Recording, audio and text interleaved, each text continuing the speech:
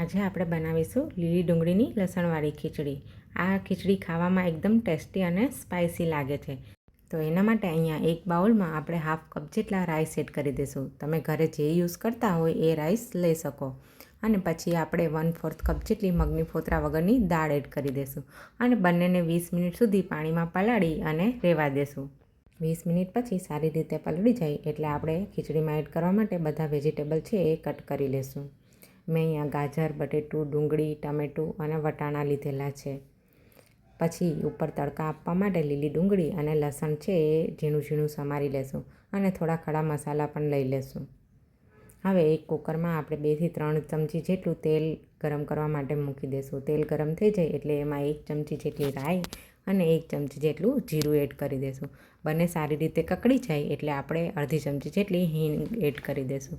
અને જે આપણે ખડા મસાલા લીધેલા હતા એ એડ કરી દઈશું. મેં અહીંયા 1 લીલી મરચી છે એ એડ કરી છે તીખાશ આપવા માટે. પછી જે આપણે વેજીટેબલ બધા કટ કરીને રાખ્યા હતા એ એડ કરીને સારી રીતે એને ચડવા દઈશું. તમને જો બીજા કોઈ વેજીટેબલ એડ કરવા હોય તો એ પણ કરી શકો છો. કેબેજ છે, રીંગણ છે, જે બી એડ કરવા હોય એ વેજીટેબલ તમારી રીતે તમે એડ કરી શકો છો. હવે બધું સારી રીતે ચડી જાય પછી આપણે એમાં બધા મસાલા એડ કરી દઈશું.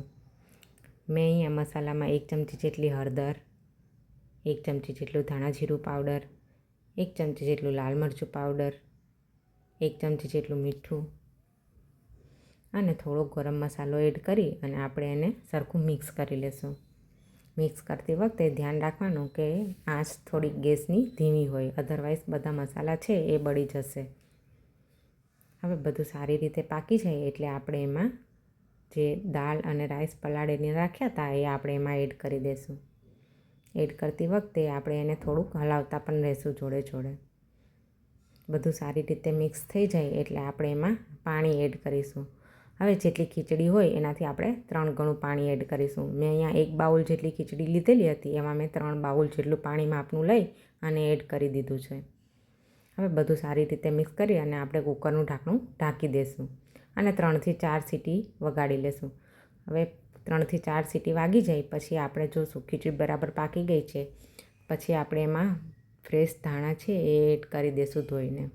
હવે ઉપરથી તડકા આપવા માટે એક નાની પેનમાં આપણે તેલ ગરમ કરવા માટે મૂકી દઈશું. તેલ ગરમ થઈ જાય એટલે આપણે એમાં કટ કરેલું લસણ એડ કરી દઈશું. હવે લસણ સારી રીતે સતળાઈ જાય એટલે આપણે એમાં જે લીલી ડુંગળી કટ કરીને રાખી હતી એ એડ કરી દઈશું અને બંનેને સારી રીતે ચડવા દઈશું. બંને સારી રીતે ચડી જાય એટલે આપણે એમાં 1 ચમચી જેટલું લાલ મરચું પાવડર એડ કરી દઈશું અને બધાને મિક્સ કરી લેશું અને ખીચડી જે રેડી હતી એમાં એડ કરી દઈશું. હવે આપણી આ ખીચડી રેડી છે. જો તમને મારો વિડીયો ગમ્યો હોય તો લાઇક, સબસ્ક્રાઈબ અને કમેન્ટ જરૂરથી કરજો. Thank you.